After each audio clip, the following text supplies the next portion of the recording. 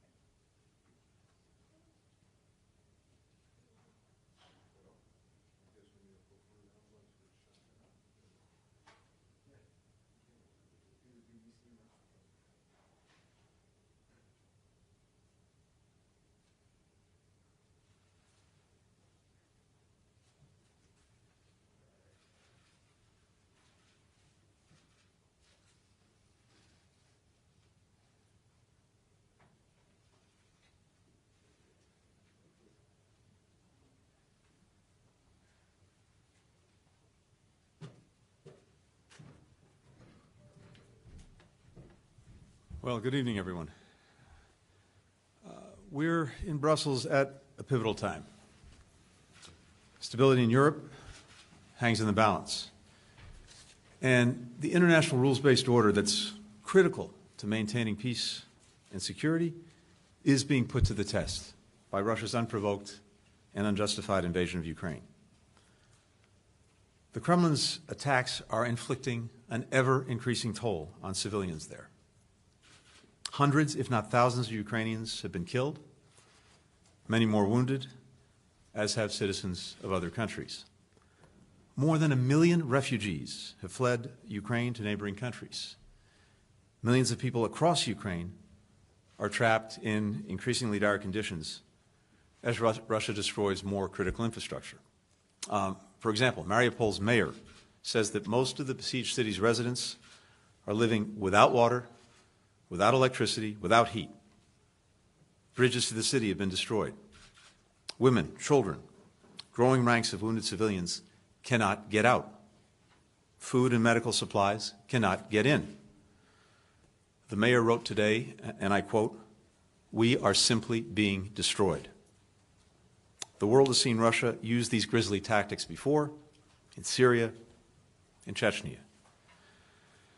Meanwhile, Russia's reckless operation around the Zaporizhzhia nuclear power plant risked a catastrophe, a nuclear incident.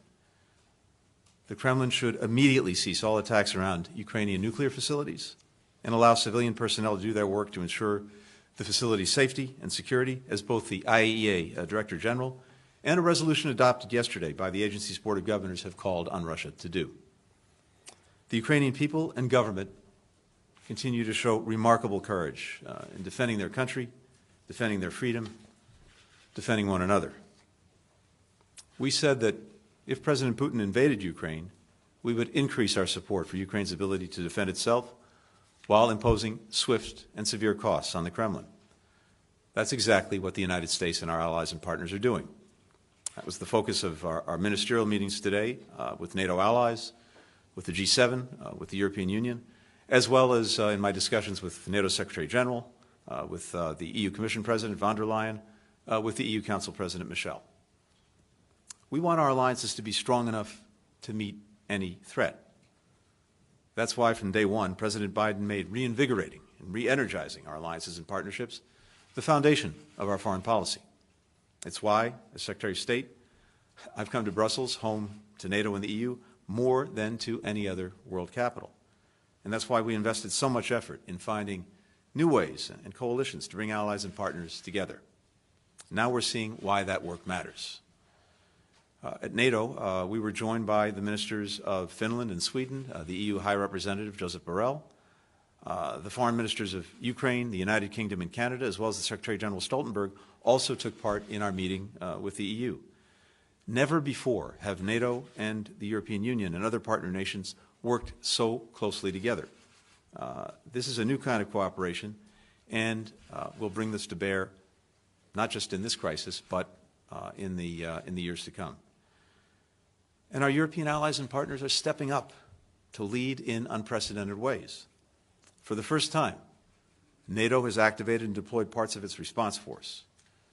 Several NATO allies, including the UK, Germany, the Netherlands, Denmark, Spain, France, have sent troops and aircraft and ships to reinforce the alliance's eastern flank. Every NATO ally is providing either military or humanitarian aid to Ukraine. Most are providing both. For the first time, the European Union is financing the purchase and delivery of military assistance to a country under attack. The bloc swiftly adopted the biggest sanctions package in history against Russia. And the EU has granted immediate refuge to Ukrainians and others who call Ukraine home, the first time it has invoked this protection mechanism. Individual countries are also taking extraordinary steps. Germany is doubling its defense spending. Poland has opened its arms to more than 500,000 Ukrainian refugees. Switzerland set aside its tradition of neutrality to adopt the European Union's sanctions on Russia. The list goes on. These and other efforts by our European allies to deepen their own capabilities and cooperation do not undermine the transatlantic security alliance, they deepen our collective might. As recently as a few weeks ago, some questioned whether if the regional or international rules-based order came under threat, whether our European allies and partners would be willing to shoulder their fair share of the burden, the risk, the cost to defend it. In the last 9 days, European countries have demonstrated they are more than ready to stand up and stand together. And the United States is standing with Europe, pursuing complementary actions and policies in close coordination with our allies and partners. To give just a few examples, we've deployed an additional 7,000 troops to Europe and repositioned our forces already on the continent to strengthen NATO's eastern flank. We continue to tighten our severe economic sanctions on Russia. Last night, as I think you know, we extended temporary protective status to tens of thousands of Ukrainians living in the United States. And the President has requested an additional $10 billion from Congress to deliver more humanitarian, security, and economic assistance in Ukraine and the surrounding region over the coming days and weeks. Yesterday, President Putin said his so-called special military operation is proceeding exactly as planned.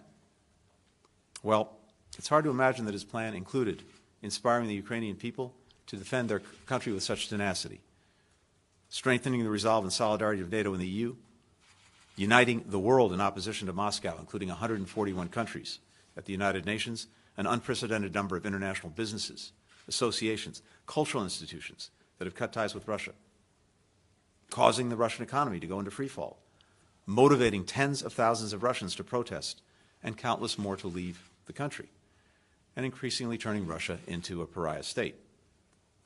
If that was President Putin's plan, well, you can say it's working.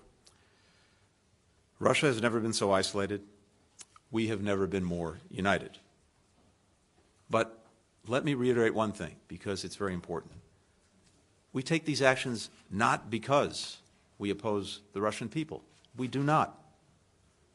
We regret that tens of millions of Russians will suffer because of the dangerous decisions made by a tiny circle of corrupt leaders and their cronies who have consistently put their interests above those of the Russian people, who are doing everything they can to hide their war of choice from the Russian public.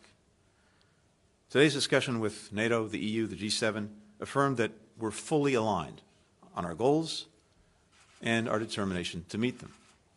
We'll deepen our support for Ukraine's brave defenders and for the Ukrainian civilians suffering as a result of the deepening humanitarian crisis. We'll continue to raise the cost for President Putin and all who carry out and enable his war of choice and the devastation that it's causing.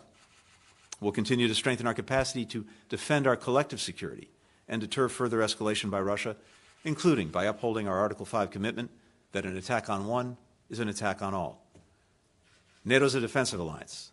We've never sought and will not seek conflict with Russia. But as President Biden has said, we will defend every inch of NATO territory. No one should doubt America's readiness or our resolve. At the same time, we'll keep open the door to dialogue and diplomacy, while making clear to the Kremlin that unless it changes course, it will continue down the road of increasing isolation and economic pain. And we'll support Ukraine in its talks with Russia to reach a ceasefire and the unconditional withdrawal of Russian forces, something that Foreign Minister Kuleba and I have been discussing on a daily basis. In the meantime, we are working urgently with the government of Ukraine, the ICRC, and others to create humanitarian corridors that will allow civilians to get out of Ukraine's besieged cities and to allow food, medicine, and other vital supplies to get in. Russia's attack created this humanitarian crisis. Now, all countries have a responsibility to pressure the Kremlin to alleviate at least some of the misery that it has wrought.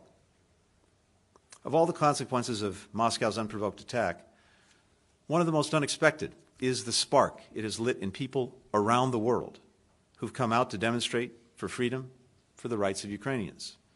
That includes valiant individuals in places where protesting the Kremlin's war means risking arrest, beatings, or worse, as thousands of Russians and Belarusians have done.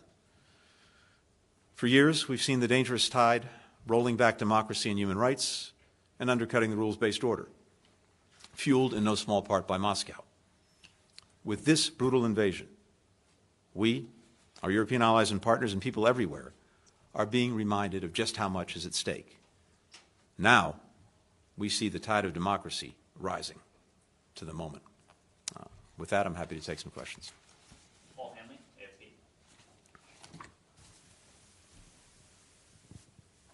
AFP. Mr. Secretary? Hey, Paul. The West has put unprecedented sanctions on Russia, very punishing, yet it doesn't seem to have slowed the Russian military's advance on Ukraine.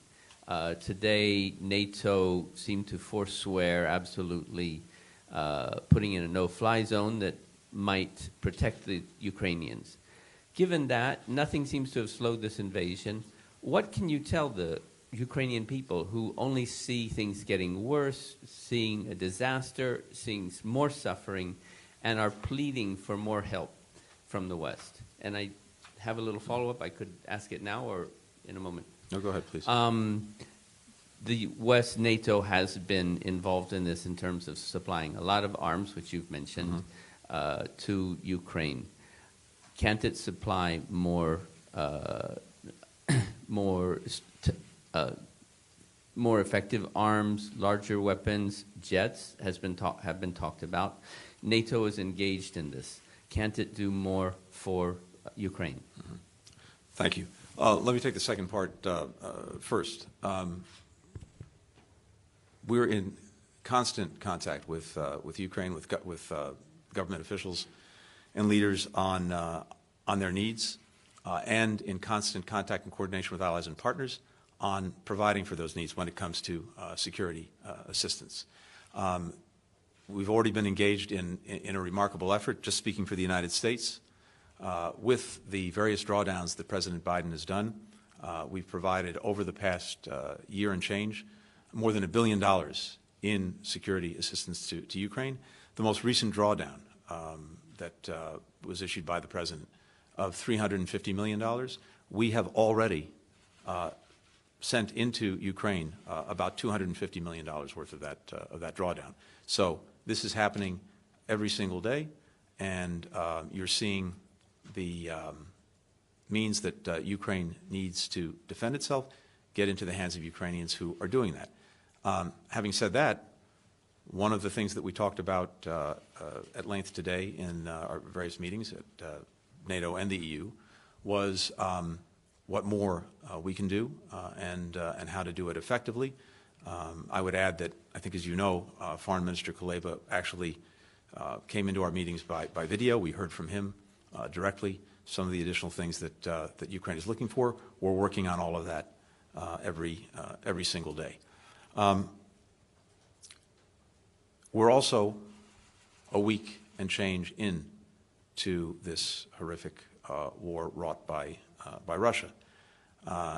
We've had already a dramatic impact far beyond, I think, what anyone would have expected on Russia and its economy. The ruble is trading at its weakest levels ever. It's worth less than a penny. Russian authorities are expecting exporters to sell at least 80% of the foreign currency that they have to prop up what is a rapidly weakening currency. The stock market's been closed for days due to a fear of capital flight once it opens. This is the longest stretch of emergency closure since Russia defaulted back in the 1990s. The CBR has more than doubled their key interest rate. It's the central bank to 20%, the highest in almost 20 years. Capital controls, et cetera. We're seeing, I have a list 5 pages long of all the businesses that have left Russia. But the impact is there, it's powerful, it's real, and it is building. So let's see how Russia responds to that as this really takes hold and takes a grip. Second, as we've been demonstrating by not only what we've been saying, but what we've been doing, the support for Ukraine is real, profound, extensive. The security assistance that we just talked about, that continues to go in. The humanitarian support that we continue to build in response to the humanitarian horror that Russia has wrought, as well as economic assistance. Unfortunately, this is not like flipping a light switch.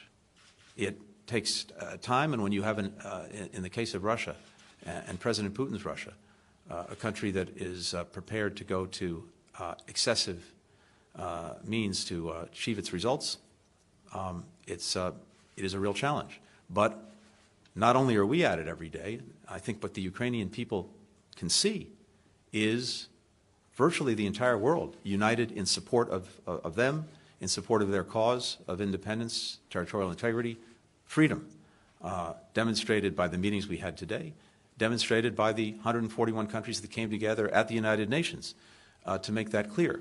So there is a huge tide of support for Ukraine. There is a huge weight bearing down on Russia. Let's see what the impact is. Maeve McMahon, Euronews.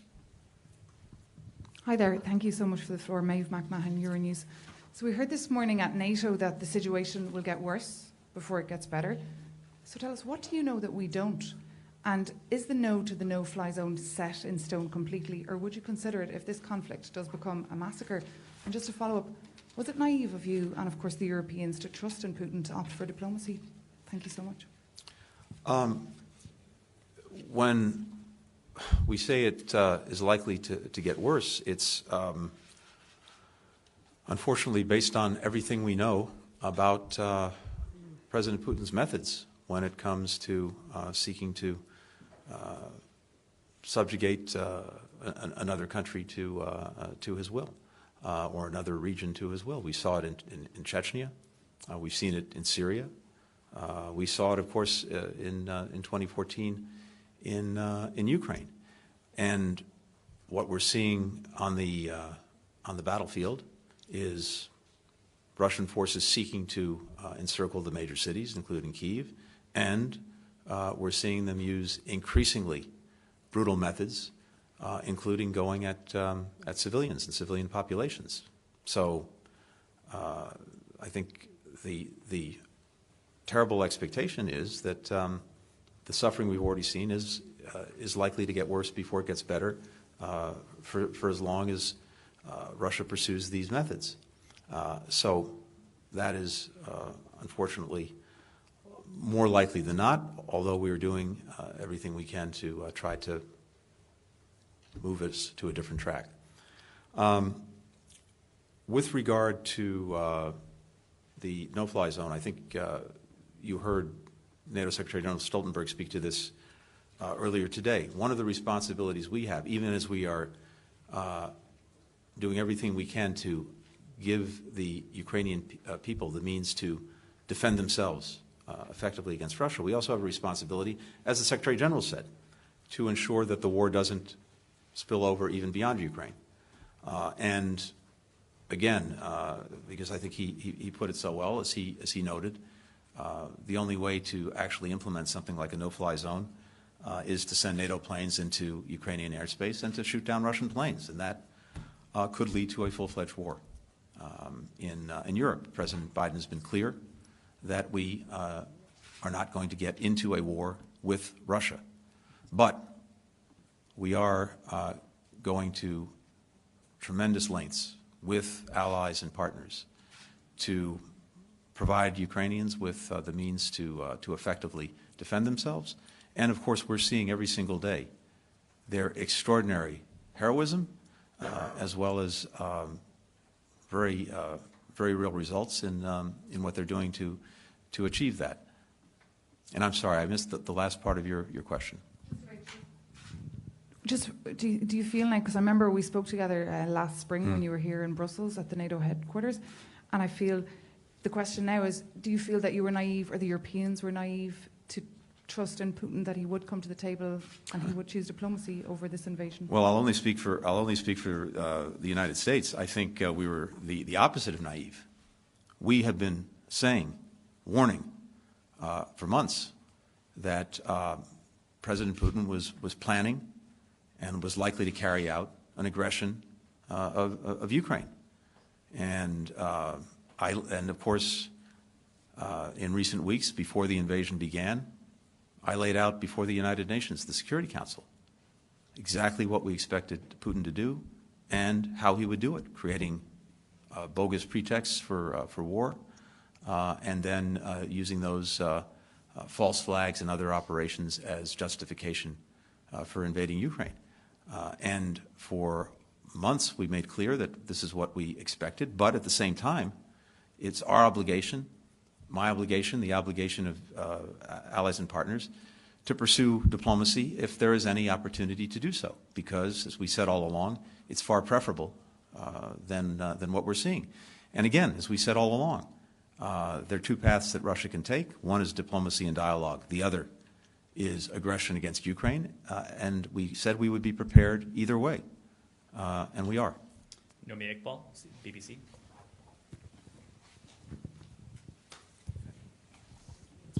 Thank you, Secretary. Are you considering energy sanctions against Russia? Because realistically, how can the West defeat Putin in Ukraine when the West also pays Putin up to $700 million a day in oil, gas and coal? And I know the British Foreign Minister, Liz Truss, has talked about it, how Britain's looking into it. Are you? First, as a general proposition, nothing is off the table, and we are evaluating every single day the sanctions, their implementation, and additional measures. The sanctions are designed, in the first instance, of course, to have maximum impact on Russia and Putin, while minimizing harm to us and our allies and partners. There's no strategic interest in reducing the global supply of energy. The immediate effect would be to raise prices at the pump for Americans, and also to pad Russian profits with rising prices. So we've been carving out payments for energy trade and transport from the sanctions that we've been implementing. But we have a strong interest, we and our allies, in degrading Russia's status as a leading energy supplier over time. This would be a profound strategic shift. That's why Nord Stream 2 was shut down. That's why we're surging LNG to Europe right now, to help accelerate its diversification away from Russian gas. It's why we're denying critical technologies to Russia for further energy exploration going forward through the export controls we put in place. This is part of a process to reduce reliance, dependence on Russian energy. So that's where our focus is. But again, as I said, we're looking at these things every single day. Well, How long will that take? Well, And how many people have to die in Ukraine before? I'm not going to put a time frame on it. What's happened in record time, as we've seen, are sanctions and other measures that a few weeks ago people would have said were never going to happen. I think we've demonstrated very, very clearly that what we said we would do many months ago, when this crisis first began to emerge, back in November, December, the G7 countries, the European Union, I said that if Russia chose the path of aggression, we would impose massive consequences on Russia, including unprecedented economic sanctions. I know some people thought that was more rhetoric than reality. I think we've demonstrated already how strong that reality is. And again, we're looking every day at measures to increase the extraordinary pressure we're already exerting. we'll take a final question from Yuri Shako, DW. Thank you very much, Secretary. I have two questions. First is also on no-fly zone. You said that NATO will not send fighter jets to Ukraine to shoot down Russians. It's understandable, but there is another way to impose this no-fly zone, and I mean sending to Ukraine air defense capabilities. Of course, United States sent Stinger missiles, but I'm speaking about high to medium air defense capabilities to support the currently working Ukrainian defense capabilities with S-300 and Buk, which are working also quite well. The second question is, we saw more than a week of fighting and how Russian forces weren't able to achieve most of its objectives. They were bogged down, they were stopped in many places. So how does this week of war change the US assessment of the might of Russian military that was considered to be quite high? But now, what is your assessment now? Thank you very much. Thank you. First part of the question. We are looking every day at what technologies, what capacities we can effectively deliver to Ukraine to defend itself. And that's an ongoing conversation, literally happening on a daily basis, both with Ukraine and government officials, as well as among allies and partners. And so the main focus is on making sure that anything we provide can be used effectively and in a timely way. So, but as I said, that's quite literally something we're looking at every day. So I don't want to draw any conclusions from the week of invasion in terms of what this tells us about Russia or its capabilities. I think we'll have time to fully assess that. What we do know, what it does tell us, is how extraordinary the Ukrainian people are, their will, their determination, their absolute commitment to defend their country, to defend their freedom, to defend their future. That's the story of the past week, and it's an incredibly powerful one. Thank you. Thank you very much.